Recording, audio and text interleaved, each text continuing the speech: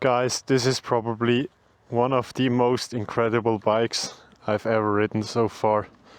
It's a 1984 Ténéré XT600 and I just fully rebuilt that from the frame. The engine top end was rebuilt and basically everything else like the suspension and yeah, brakes and whatnot this bike has. So let's go on a ride on it, hear this incredible sound, and then stay tuned till the end when we're gonna see a nice little show off of the bike.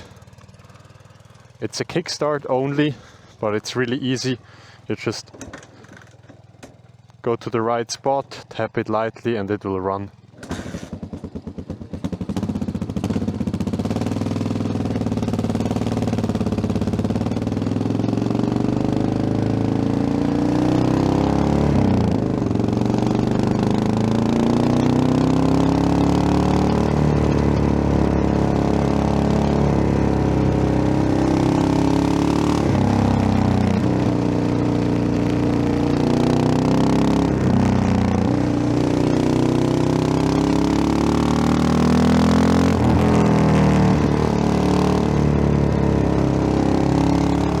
This bike just throws you back in time. It's incredible. You just feel so slowed down, relaxed, comfortable. It's got a really comfortable seat on it. The handlebar is really wide, so you'll sit upright in a very comfortable position. Let's see where we can go here.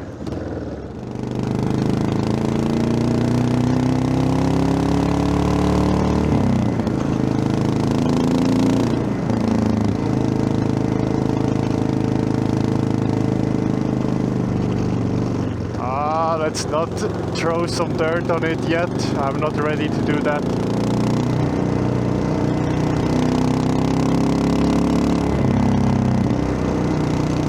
The suspension is so plush, it feels like you're sitting on a cushion.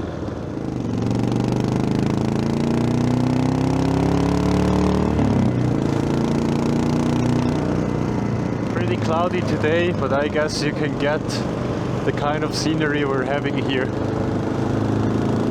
I just thought it would be nice getting out on the bike again after winter. Winter's still here, as you can see, but now we get some warmer days, some, at least partially some sun, which is kind of nice.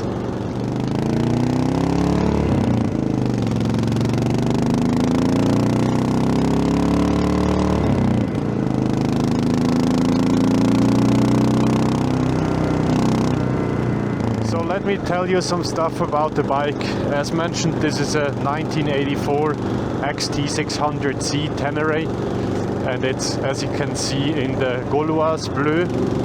That's the French Dakar team blue. Actually, it's the color from their sponsor, which was a brand of cigarettes. You cannot imagine this anymore today. Oh no, I don't want to get the bike wet, so let's turn around here and go the other way. And yeah, this bike has now been completely rebuilt, pretty much from frame up, powder coated the frame, rebuilt all the other stuff like the brakes and suspension and whatnot. It's got progressive fork springs in it. So the front fork is a bit stiffer, at least once you bottom it out, rather than with the original springs. And other than that, it was a French model. It's actually imported from France. And it was used before. I mean, the guy put 56,000 kilometers on the clock, but still it was in a really good shape. The frame was started to get some rust on it, so I decided to just strip it down completely, build it up all from scratch again to make this beauty happen.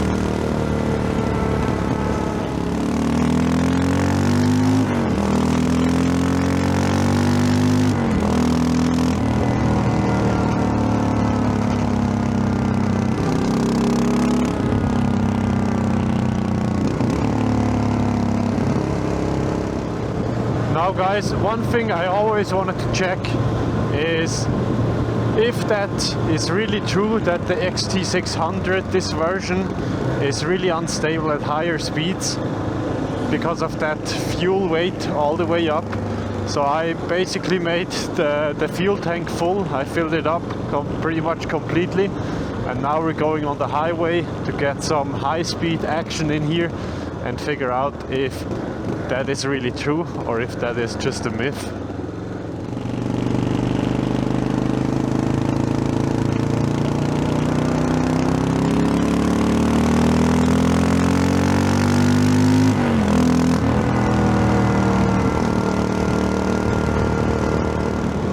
Just trying to give it some impulse to see if it starts or stops to wiggle around, but it stabilizes pretty fast here. Let's check that again on higher speeds.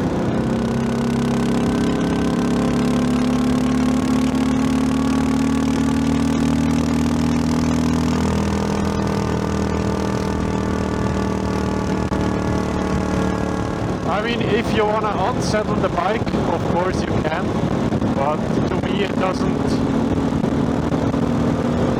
do it any particular fashion, in a worse fashion than any other Enduro. This is stock gearing, and we could probably go to probably 140, I would say, which is of course not legal, so we're not gonna do it, but from here, from 110, it still pulls heavily.